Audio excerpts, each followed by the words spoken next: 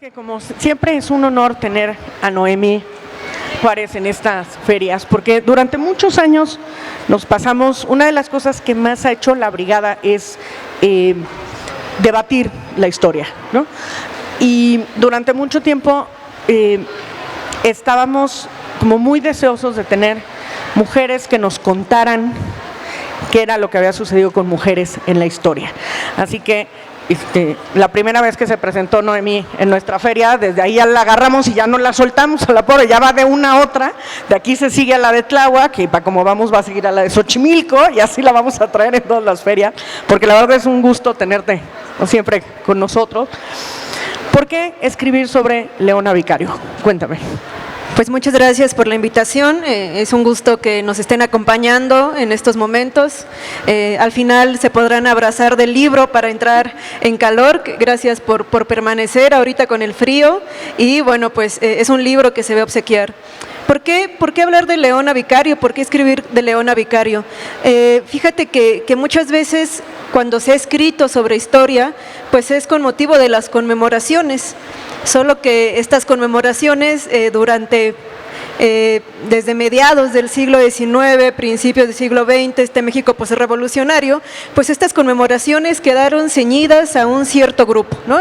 Mayormente varones, a una élite que decide sobre a quiénes se va a conmemorar, quién va a estar en nuestra memoria colectiva, en nuestra memoria nacional, y entonces en estas selecciones, porque eso es lo que pasa, es una selección de a quiénes vamos a recordar, qué historias vamos a recordar y cómo los vamos a recordar.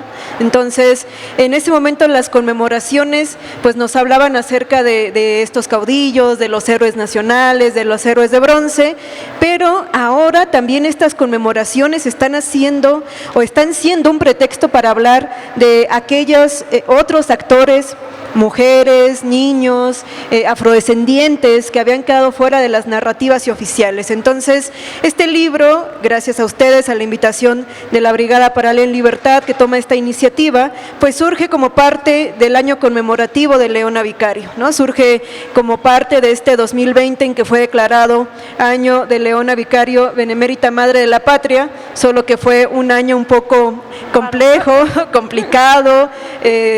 Doña Leona pues tuvo que esperar a que pasara todo este proceso de pandemia, muchas de las iniciativas tuvieron que detenerse, pero si ustedes se dan cuenta, pues inició todo un proceso de recuperación de espacio público, por ejemplo, con lo de el Paseo de las Heroínas, esta iniciativa en Paseo de la Reforma, donde ahorita hay 77 estatuas de varones, pero ahorita inicia con una primera develación de una estatua de la forjadora anónima, como para dar y hablar acerca pues de esas participaciones de esas mujeres a lo largo de la historia, y además inicia también con la de Leona Vicario. Ahorita ya se incorporó Sor Juana, por ejemplo, la corregidora. Entonces, este libro forma parte de un proceso tanto de iniciativa local, federal, para recuperar en la memoria colectiva, en la memoria nacional, aquellas personas, grupos que habían quedado fuera de estas narrativas. Y bueno, creo que la publicación de estos libros, su distribución gratuita, su distribución masiva, la descarga en internet, pues nos facilita la interacción con estas personas, y tal Leona Vicario, que en el foro donde nos encontramos en estos momentos, pues lleva su nombre, y seguro también la delegación tiene muchas iniciativas conforme a Leona Vicario. No hace mucho tiempo me tocó estar en la presentación de otro libro, Leona, Inquebrantable Simiente de la Patria, que también aquí está el autor y nos está acompañando, y que el lunes ustedes también pueden venir a escucharlo. Entonces forma parte esta iniciativa, este material, pues de un proceso de recuperación de memoria. Fíjate que pensaba en muchos de los niños y de los jóvenes que vienen a nuestras ferias, y muchos de los grandes que de pronto pensaron, yo no sé si sea su sensación, pero qué mal nos contaron la historia, ¿no? O sea, yo he aprendido mucho más en nuestros foros con ustedes, los historiadores que se suben a contarnos, que lo que recuerdo con los maestros, ¿no? Y ¿qué le dirías de pronto a estos jóvenes que quieren, ¿no?, empezar a decir, pues a lo mejor una opción en mi vida es ser historiador? ¿Por dónde le hinco el diente a la historia? Es una pregunta muy interesante y además a mí me interpela, porque yo soy maestra de escuela. Entonces, pues tengo esta doble formación y es una pregunta muy interesante porque, pues como dices, ¿cómo nos relacionamos nosotros con la historia siendo niños, adolescentes o jóvenes? ¿De qué manera interactuamos con ella?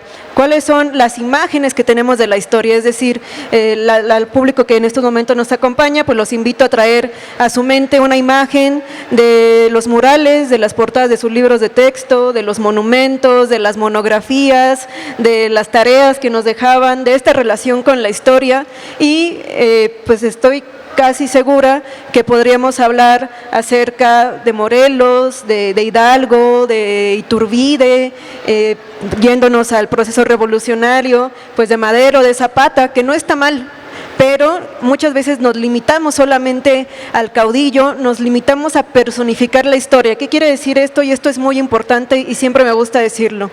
Cuando hablamos de Leona Vicario, que no sea como una excepción, es decir, en este personificar a la historia, que no nada más nos centremos en Leona Vicario figura, que es algo que también traté de hacer en este libro.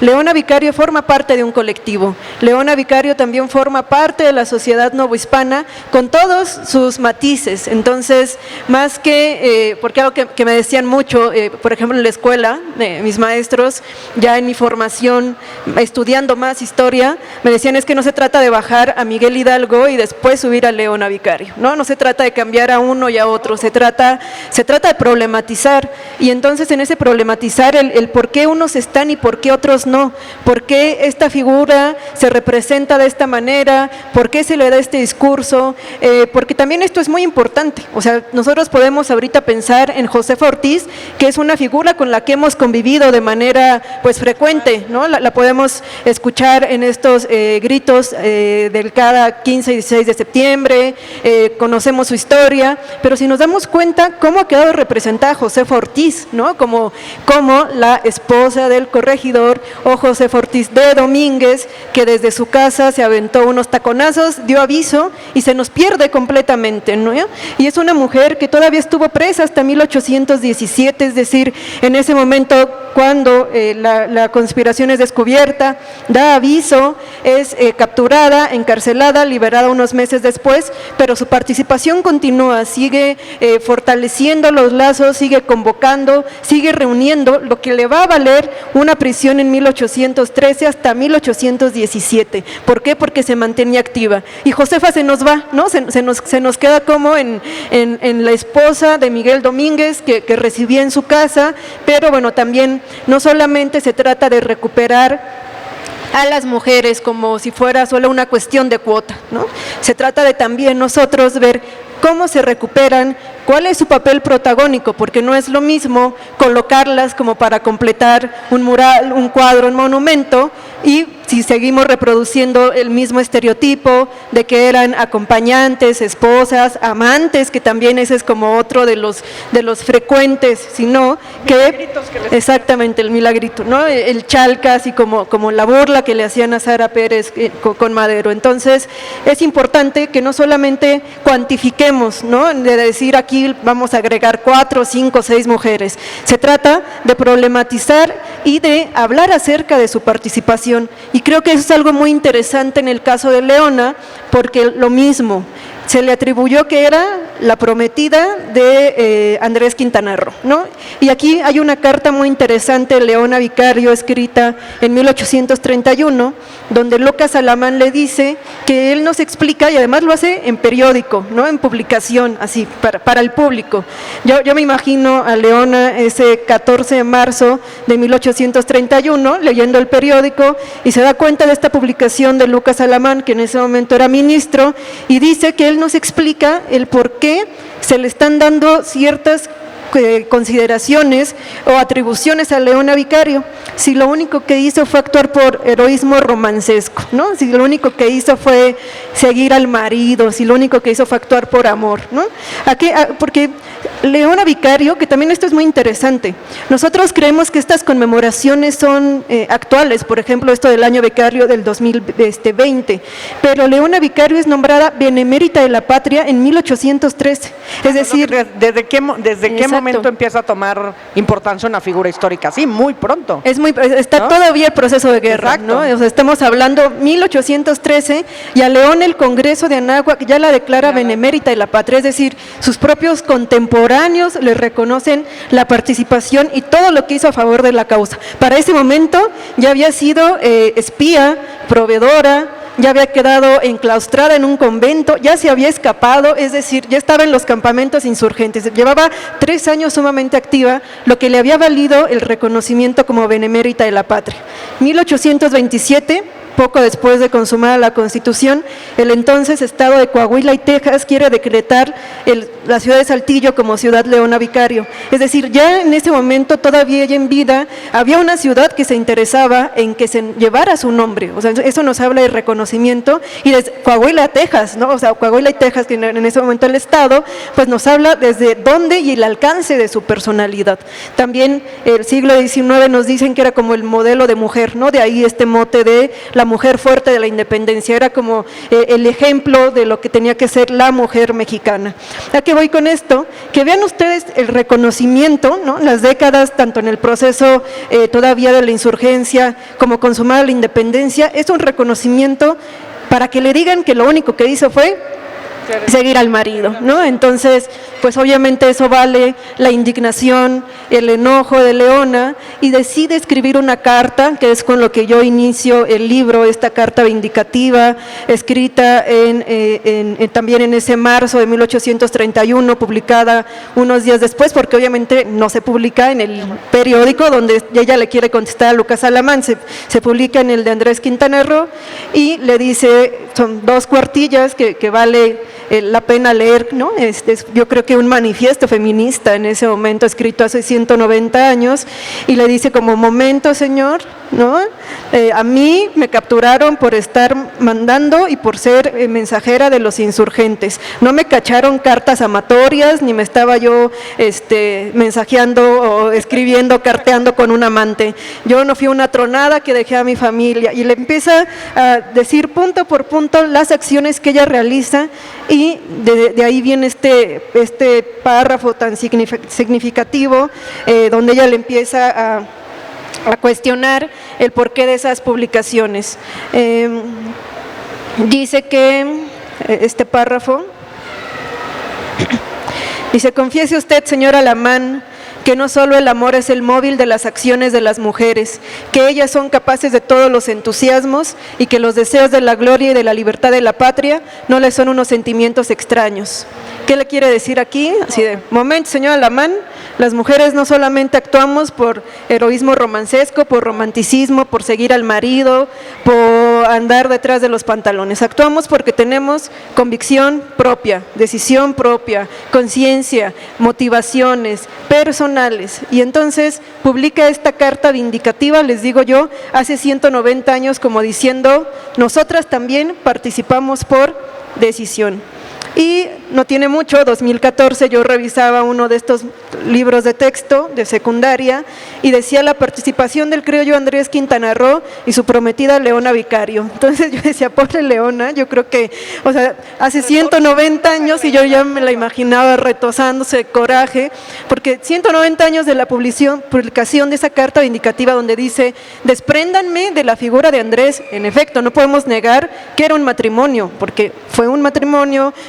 Mueren todavía, bueno, primero muere ella hasta 1842, a la de 53 años, es decir, en efecto es un matrimonio, tienen su familia, sus hijas, no podemos negar ese evento, pero ella dice: despréndanme de la figura meramente decir la acompañante o la esposa o la prometida de, ¿no? Yo también tuve una participación propia. Entonces, creo que esa la importancia ahorita de hablar de estos personajes, porque nosotros bien podremos decir, 2021, ¿de qué nos sirve conocer Leona Vicario? ¿Por qué este foro se llama Leona Vicario? ¿Por qué dedicamos otra vez a estas conmemoraciones? Pues yo creo que en primera, porque necesitamos estas historias cercanas a nosotros, es decir, ya no aquel héroe de bronce que nos parece sumamente lejano, sino necesitamos estas historias cotidianas en quienes vernos reflejadas, sobre todo en la parte histórica. Yo que trabajé con muchas niñas adolescentes, no tienen un referente histórico, no saben en quién verse reflejada. Por ejemplo, y saliéndome un poco del contexto, si nosotros revisamos cómo se aborda el voto femenino, en los materiales dice, se reforma la Constitución en el artículo 34 y con eso se concede el voto a la mujer. Como si la Constitución fuera un ente propio que dijera, hoy voy a cambiar, ¿no? Hoy me reformo y hoy me levanto y digo, hoy les voy a conceder el voto. Eso no es. El voto femenino fue producto de una lucha, fue producto de décadas de mujeres exigiendo a través de mítines, plantones, cartas, publicaciones, periódico. Fue toda una organización del movimiento sufragista mexicano. Y yo creo que cuando nosotras debemos aprender el derecho al voto, debemos de aprender, ¿no?, que fue una reforma de una constitución, que fue el producto de una lucha. ¿Por qué? Porque cuando sabes que fue producto de una lucha, te responsabilizas, haces conciencia de decir, bueno, les costó tantas décadas, les costó todo esto, les costó toda esta burla, les costó toda esta discriminación y todo lo que tuvieron que vivir. ¿Para qué? Para que mi mamá naciera con derechos políticos, porque mi abuela no nace con derechos políticos, para que nada más de la generación de mi mamá y la mía podamos tener estos derechos como ciudadanas. Entonces, cuando eres consciente del producto de esta lucha, te responsabilizas y además continúas con todos los derechos que faltan, ¿no? Continúas con todo lo que nos falta por conocer. Entonces, de ahí la importancia, no para que solo sea una agregación, un agregado cultural o información o demás, sino que podamos ver esta genealogía, es todo esto que traemos detrás, que es una historia de mujeres que 190 años están diciendo, óyeme, yo también tengo conciencia, yo también participo por voluntad, y eso es lo que estas historias nos pueden reflejar y nos hablan, ¿no? Pero, a ver, acabas de tocar un punto que es imprescindible, que tiene que ver con la información, ¿no? Digo, viviendo en la época de las fake news, ¿no?, y de que todos nos lo transgiversan, y yo de pronto decía, si un joven historiador se ciñe, ¿no?, a los papeles oficiales, pues entonces acaba siendo la amante, acaba siendo la esposa de... Y yo decía, bueno, entonces el lujo, porque fue un lujo absoluto, ¿no?, el poder tener, o sea, que escribiera una carta así, ¿no?, en vida, que fuera publicada y que pudiéramos acceder a ella, y la historia nos la borró, y regresamos otra vez en 2014 a ver un libro de texto en donde sigue diciendo la amante, ¿no? Y dices, ¿cómo es posible, ¿no?, que o sea, cuánto retroceso hubo de esa carta a 2014 en vez de avanzar, ¿no? O sea, parece que vamos para atrás, ¿no? Entonces, la importancia como historiador de revisar absolutamente todas las fuentes por todos lados donde se pueda, ¿no? Porque si no te quedas con con una historia oficial que te dedico, que el pipila no existió, los niños héroes nunca existieron, y ¿no? Es sumamente importante esta pregunta, y hay un cuando te preguntan para qué la historia, sí, hay una referencia a Pierre Vilar, es una historia que me gusta mucho, y dice, para aprender a leer el periódico. Y yo creo que para eso deberíamos aprender historia, porque en efecto, en esta época de las fake news, ¿para qué debemos aprender historia?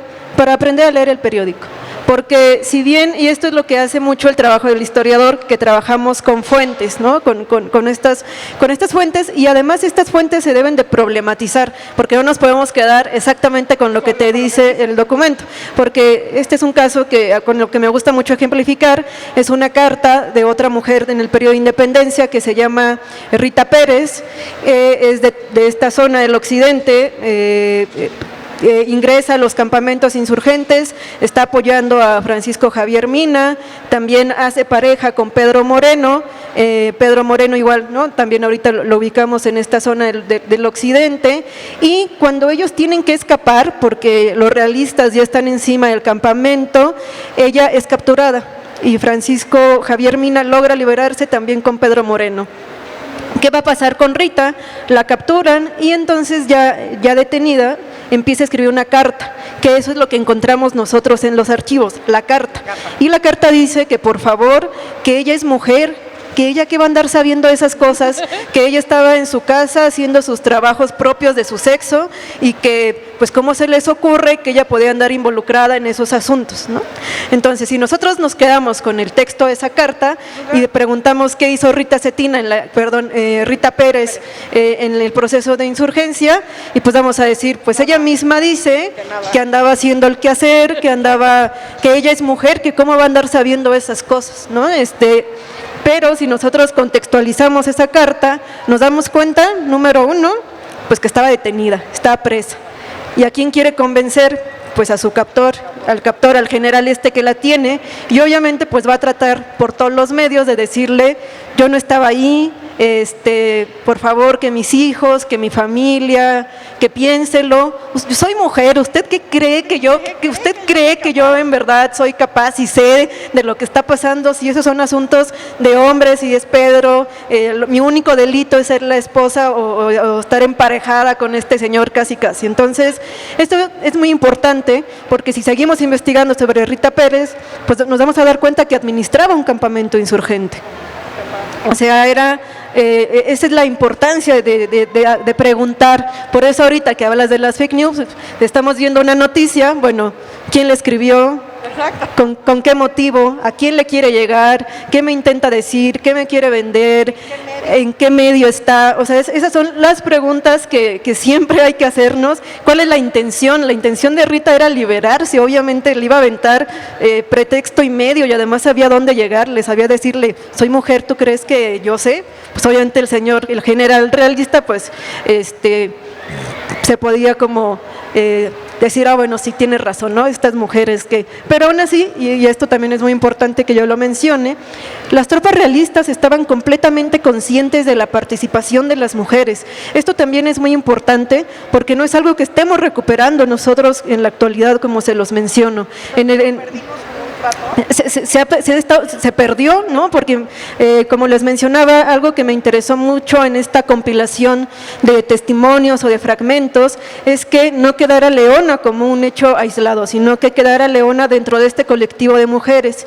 Y algunas de las mujeres que fueron detenidas, hay en estos documentos históricos, coroneles realistas que hablan de estas mujeres y están conscientes del peligro que significan, ¿no? Por ejemplo, y este es uno de los que más me gustan y por lo regular siempre lo cito, un coronel en la zona de Sultepec, actual Estado de México, donde dice, manden refuerzos, y hace un bando y solicita con una carta al virrey de necesitamos más apoyo, porque en Sultepec no hay una mujer que no sea una verdadera insurgenta, ¿no? Entonces, y esa es como la frase con la que siempre me quedo y con la que siempre digo en efecto, yo creo que hace 200 años no había una mujer que no era una verdadera insurgenta, y en la actualidad también yo digo que no hay mujer que no sea una verdadera insurgenta. Desde todos nuestros ámbitos, de cualquier cosa que hagamos, de la manera en que tratemos de incidir en nuestra familia, en nuestra comunidad, en el país, yo creo que a 200 años, y tal como lo dijo oficial realista, seguimos siendo unas verdaderas insurgentas. Y otro, Agustín de Iturbide también manda capturar a 300 mujeres en Pénjamo. ¿Por qué? Porque no era una zona que pudiera controlar lo que era el Bajío, y ¿qué decide hacer? Romper con las redes de apoyo. ¿Cuáles eran? Pues las mujeres, las comunidades. Entonces las manda a encarcelar, y cuando se le está haciendo el juicio, cuando se le pregunta, bueno, ¿por qué delito se les persigue? Porque ellas decían, es que no sabemos ni de qué se nos acusa. Entonces Iturbide en este juicio dice, bueno, es que las mujeres causan mayor mal que los que andan agavillados. Así es que era una participación reconocida incluso por los realistas, sabían qué es lo que estaban haciendo, sabían que era un enemigo que se tenía que enfrentar, y además de todo, pues fueron también perseguidas y juzgadas. Mucho tiene que ver con su clase social, y aquí viene mi otro comentario, porque en efecto, como mencionas, nosotros tenemos los documentos de Leona Vicario porque era una mujer de la clase alta. Era una mujer de una sociedad privilegiada en ese momento en la sociedad novohispana. Sabía leer, sabía escribir, sabía francés, tenía clases particulares de música, de pintura, era hija única, su padre fue minero Zacatecas, o sea, era español que viene como muchos a buscar fortuna. Primero se establece en Zacatecas, se casa en unas primeras nupcias, tiene 2 hijas, una de ellas se ingresa a un convento y la otra se casa con un marqués, es decir, como el destino de las señoritas de la clase alta del momento, ¿no? Un convento rico en Valladolid, que se va a España, y se casa también con un marqués. Queda viudo y es cuando se casa con la mamá de Leona, con Camila, y se vienen a la Ciudad de México. Y con ella solo tiene a Leona. Esto es muy importante. Hija única, ¿no? Las medias hermanas que pues ya no implicaban exactamente gasto, porque una ya está en el convento y la otra ya era esposa de un marqués.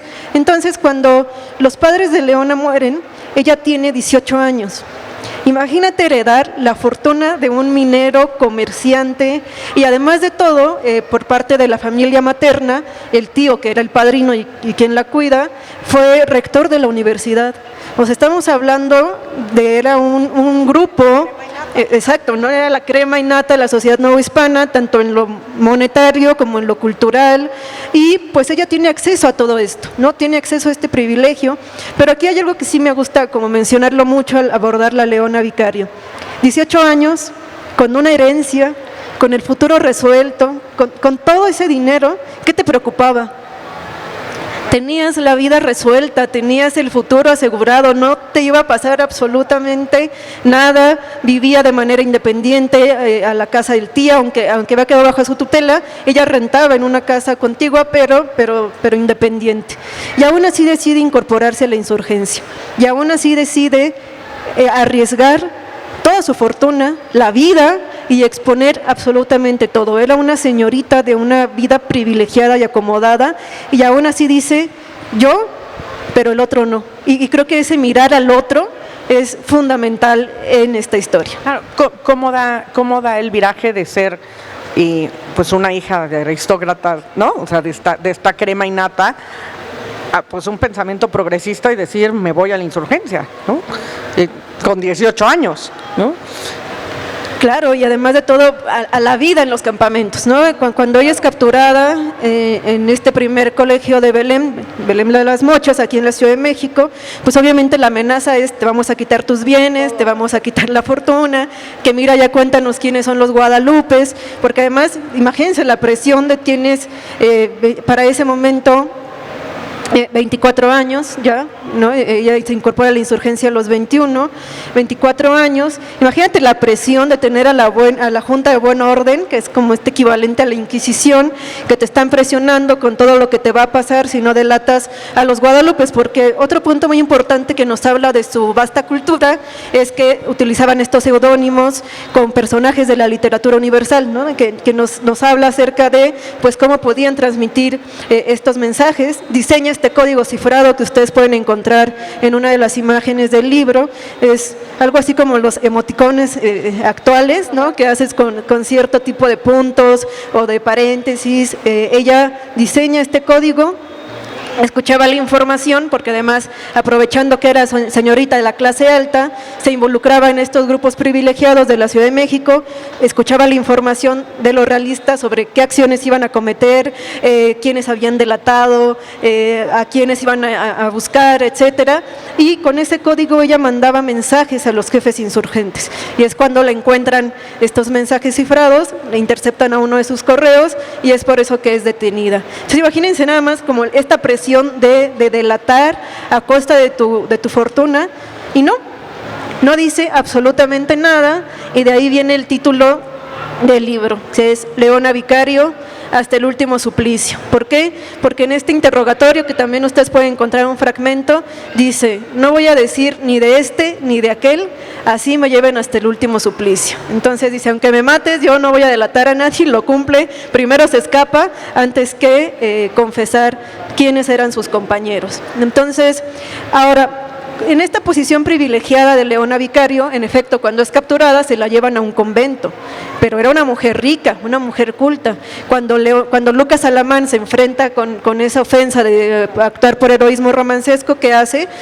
Va y publica una carta, y se la publica un periódico, y además tiene esta posición económica y social y cultural para ir a hacer una defensa en viva voz y decir: a ver, yo hice esto y esto. Pero no fue la misma suerte de todas las mujeres o del resto de las mujeres. Muchas de las mujeres que... ¿Cómo la veían sus compañeras? ¿Se sabe algo? De sus... O sea, porque digo, lo estás contando y suena de verdad muy impresionante y o sea, pues un héroe en carne viva, ¿no? Es decir, se está enfrentando al lado de nosotros, tiene, ¿no?, la posibilidad de pelear, de ser la voz de muchas de nosotros que no tenemos esa oportunidad. ¿Se sabe cómo la veían? En algún momento la sociedad novohispana estuvo molesta con ella, porque cuando se hace esta ley para expulsar a los españoles, ella no la secunda completamente. Y entonces dice: no que muy patriota, ¿no? Pero ella dice: bueno, es que exactamente, no podemos enfrentar, o sea, no podemos tampoco ser injustos, no es una forma que nosotros estuvimos, o por lo que estuvimos luchando, ¿no? Entonces también en algún momento le dicen: bueno, ya ven, la Vicario, porque además de todo es un periódico que se llama El Cardillo de las Mujeres, y dicen que es que la Vicario muy patriota, ¿no?, pero estaba en contra de esta expulsión de los españoles. Pero bueno, muchas de las mujeres, como les comentaba, pues fueron condenadas, ellas sí, al último suplicio, porque fueron fusiladas y además sus cuerpos expuestos en las plazas, porque era una manera de escarmentar. Conocemos muy bien la historia de Hidalgo, ¿no? Cuando fusilados les cortan las cabezas y colocados en la lóndiga de Granaditas como una manera de detener las afrentas, de detener las insurrecciones. Pues lo mismo pasaba con el cuerpo de las mujeres. El cuerpo era también utilizado como una estrategia, era utilizado para... Primero, pues eras una mujer de clase baja, de medio rural, que además pensemos que en ese momento la población novohispana está concentrada en la población rural. 80% de la población novohispana era medio rural y solamente el 20% en las ciudades. Eran 6 millones de personas. Es prácticamente menor que la población que hay ahorita aquí en Ciudad de México. Solamente el estado de Chiapas, Guanajuato, es un equivalente a la población de toda la Nueva España en ese momento. Así es que, pues imagínense, de esos 6 millones de personas, 80 estaban concentradas en el medio rural, perdón. Bueno, pues a estas mujeres, cuando se les hacía el juicio por correos, por ser espías, por seducción, ¿no? Que era esta... Pues más que la parte solamente sexual de la seducción, se trataba de convencimiento, de decir: bueno, cámbiate de bando, te ofrecemos esto, ¿no? Cuando eran capturadas, pues muchas de ellas que no tenían los medios económicos, pues en efecto eran fusiladas, como el caso de la propia Gertrudis Bocanegra. Si ustedes han ido, por ejemplo, a Pátzcuaro, en Michoacán, en la plaza de San Agustín, pues hay un monumento a Gertrudis Bocanegra, fusilada en 1817, igual por no delatar a sus compañeros. Y bueno, casos como el de Carmen Camacho en Acámbaro, después de que es fusilada, en su expediente dice: y además condenada a que su cuerpo quede expuesto en la plaza y que se le coloque un cartelón, dice, donde se diga su delito, el delito adicción a la insurgencia, ¿no? Y entonces, por adictas a la insurgencia, este cuerpo era expuesto para decirle a las mujeres: así vas a terminar, así va a ser si te unes a la insurrección. Así es que, en efecto, si muchas veces se salvaron de la muerte porque eran mujeres, porque están embarazadas, en otras ocasiones no valió exactamente, ¿no? Fue que las entregaran a familias de españoles realistas para que hicieran trabajos forzados o como de casa, ¿no? Les quitaban los bienes en el caso de las mujeres que tenían posesión de bienes, pero bueno, en otros pues las pasaron por las armas sin sin ninguna consideración. Y hay muchos ejemplos, por eso les digo, creo que lo importante de hablar de Leona Vicario, pues es que nos acerquemos a esas otras historias de mujeres. En particular a mí hay una que me encanta, de Josefa Martínez, en el actual estado de Veracruz, en la zona Chalchicomula. La capturan vestida de varón, y entonces cuando la capturan se le hace un juicio, un juicio doble, yo lo diría, porque primero es por ser insurgente y luego por qué andas vestida de hombre, ¿no? O sea, por qué andabas actuando varonilmente, porque comandaba una gavilla de insurgentes. Y entonces es, ¿por qué estás haciendo acciones varoniles? Pero nada más porque eres mujer te vamos a salvar de matarte, porque eso es lo que te mereces, nada más vas a quedar detenida. Así es que son casos sumamente interesantes y además que te permiten realizar y estudiar pues muchos matices de lo que era la sociedad en ese momento. La división, quiénes se tenían con privilegios, quiénes mantienen esos privilegios incluso en la guerra, y bueno, sobre todo este trabajo que hacemos por tratar de recuperar estas historias. Te estaba escuchando hablar sobre los juicios y yo de pronto pensaba en el país de los feminicidios, ¿no? El de pronto pensar que todavía había un juicio, ¿no? Y se tomaban la molestia de escucharlas y no de fusilarlas como de inmediato, ¿no? Yo de pronto decía, ¿cuánto hemos perdido, ¿no? ¿Por qué de pronto se nos echó tan fácil matar a una mujer en este país cuando hace 200 años por una cosa que ellos consideraban, nosotros no, evidentemente, traición a la patria, ¿no? Todavía se tomaban la molestia, no, o sea, todavía existía una parte de derecho en donde había un juicio, ¿no? ¿Qué dicen esos juicios? Porque además deben de ser, o sea, los expedientes de los juicios deben de ser una joya, ¿no? Completamente, y además, ¿cuánto hemos perdido y cuánto se ha mantenido? O sea, creo que ese es el problema. O sea, ¿cuánto de eso permanece? Exacto, ¿no? Porque hay un juicio de Bernarda Espinosa, donde el juicio es así de, pues, que su marido no le está viendo, ¿no? O sea, que el marido no se está dando cuenta que esta mujer es peligrosa, y entonces otra vez es como el reclamo al por qué el marido le permite por qué está haciendo esto, y además en otro es así de, quítenle la tutela al marido porque ya nos dimos cuenta que no puedo con ella, ahora que se encargado sea el padre, por ejemplo, ¿no? Y entonces estos juicios se mantienen como en el acción de lo que ella está ejerciendo, pero también es el como tú, ¿no? Mujer, como tú, de que no te importa lo que diga la sociedad, que la educación, la iglesia, las demás, estás haciendo esto, ¿no? Como este castigo también, castigo triple, yo creo, ¿no? Más que el político, el social, el del buen hombre que estás tú enfrentando, manchando. Así es que, pues sin duda son condenadas a múltiples juicios y después las condenamos al olvido, ¿no? ¿No? Entonces, condenadas a muerte y condenadas al olvido, y lo importante es que ahorita se estén realizando este tipo de actividades para recuperarlas un poco. Pero yo creo que todavía más, peor que condenarlas al olvido es a simplificar la historia, ¿no? O sea, con dos párrafos en un cachito de un libro de texto, y esa mujer, ¿no? Dices, bueno, ya ni siquiera la menciones, ¿no? O sea, ya si vas a decir cosas tan malas, pues falte, ¿no? ¿Quién pensaba, ha habido algún acercamiento por parte de la 4T a historiadores para que cambiemos esos libros de texto? Pues hablar yo de la 4T tendría que ser como muy general, pero podría hablar. ¿Tienes idea si hay algún acercamiento de parte del gobierno para que otros historiadores nos cuenten lo que pasó? Podría hablar de lo que hace el INERM, que eso sí yo lo podría hablar como de manera más directa, porque es ahí donde trabajo y pertenece a Secretaría de Cultura, que también a la vez pertenece a Gobierno Federal. Y pues sí, ustedes pueden ingresar a la página. ¿Y qué es el INERM? El Instituto. Sí, Instituto Nacional de Estudios Históricos de las Revoluciones de México. Nos encontramos en San Ángel. Ustedes pueden seguir nuestras redes sociales, nuestra página de internet, y van a encontrar cápsulas, estos expedientes, cápsulas para niñas, niños, biografías infantiles. También se publicó recién en 2020 una biografía para niñas y niños, una biografía infantil sobre Leona Vicario.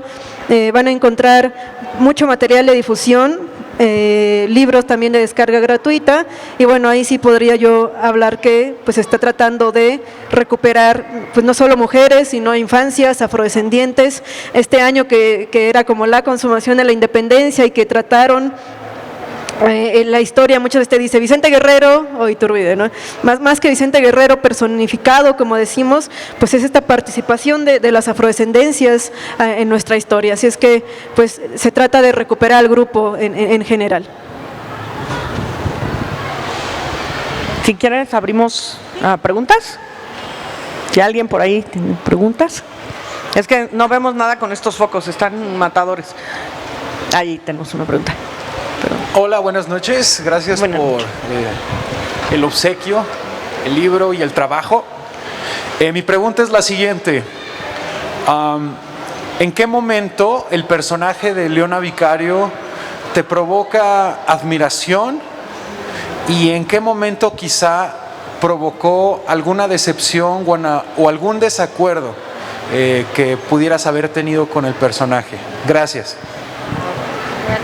Gracias. Hubo dos momentos en que despertó mi inspiración, y el primero es cuando me doy cuenta que era una joven que heredó una fortuna. O sea, para mí eso fue como un primer momento muy, muy importante, como decir, tenía todo, era privilegiada, no le preocuparía absolutamente nada, pero arriesgar todo por el que no tiene o por lo que falta o por el ideal, por la lucha, porque quería la independencia, porque tenía una conciencia política. Eso es como uno de los momentos que me genera más inspiración, como el salir de tu zona de confort, salir de que tu privilegio no te ciega, ¿no? O sea, su privilegio no la cegó para ser indiferente a lo político, tal vez, ¿no? A lo social. Creo que es un momento muy importante.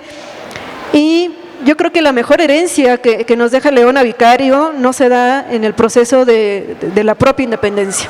Para mí la carta vindicativa, para mí esa carta, para mí el que pusiera la conciencia, la voluntad de pensamiento, la libertad de acción a debate público, porque pues no es que solo le contestara a Lucas Alamán, sino que también lo contestara en periódico y que se posicionara y dijera, momento, las mujeres también somos capaces de. Creo que es otro de mis, para mí la mejor herencia que nos deja Leona Vicario a 190 años, y yo digo, esa carta es un manifiesto, es una bandera que debemos como retomar. Momentos de desencanto, creo que no tengo.